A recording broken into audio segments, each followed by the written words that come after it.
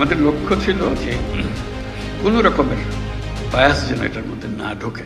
আগামী ত্রয়োদশ জাতীয় সংসদ নির্বাচনকে সামনে রেখে পুলিশ কর্মকর্তাদের নিরপেক্ষতা বজায় রাখতে সর্বোচ্চ পেশাদারিত্বের সঙ্গে কাজ করার কঠোর নির্দেশ দিয়েছেন প্রধান উপদেষ্টা ডক্টর মোহাম্মদ ইউনূস। তিনি এই নির্বাচনকে শহীদদের আকাঙ্ক্ষিত বাংলাদেশ গড়ার নির্বাচন হিসেবে আখ্যায়িত করে পুলিশকে নতুন বাংলাদেশের জন্মে ধাত্রী দায়িত্ব পালনের আহ্বান জানিয়েছেন। বৃহস্পতিবার সকালে প্রধান উপদেষ্টার কার্যালয়ে দেশের 64 জেলার পুলিশ সুপার সহ ঊর্ধ্বতন কর্মকর্তাদের সঙ্গে এক গুরুত্বপূর্ণ বৈঠকে তিনি এই নির্দেশ দেন। প্রধান উপদেষ্টা ডক্টর ইউনূস পুলিশ কর্মকর্তাদের প্রতি মানসিক প্রস্তুতি নেওয়ার আহ্বান জানিয়ে বলেন, নির্বাচনে চ্যালেঞ্জ গ্রহণের জন্য আপনাদের প্রস্তুত থাকতে হবে। মনে রাখতে হবে, এটা সাধারণ নির্বাচন নয়, এটি গণ অভ্যুত্থানের পরবর্তী নির্বাচন। তিনি স্পষ্টভাবে জানিয়ে দেন, এই নির্বাচনের মাধ্যমেই নতুন বাংলাদেশের জন্ম হবে এবং সেই প্রক্রিয়ায় পুলিশকে গুরুত্বপূর্ণ ভূমিকা নিতে হবে। ডক্টর ইউনূসের ভাষ্যমতে, আগামী জাতীয় সংসদ নির্বাচনের মাধ্যমে নতুন বাংলাদেশের জন্ম হবে, তাই ধাত্রীর দায়িত্ব পালন করতে হবে পুলিশকে। পুলিশ প্রশাসনের উদ্দেশ্যে প্রধান উপদেষ্টা আরো বলেন, তিনি কাপুরুষের মতো বসে থাকতে চান না, বরং শহীদদের স্বপ্ন পূরণে কাজ করতে চান।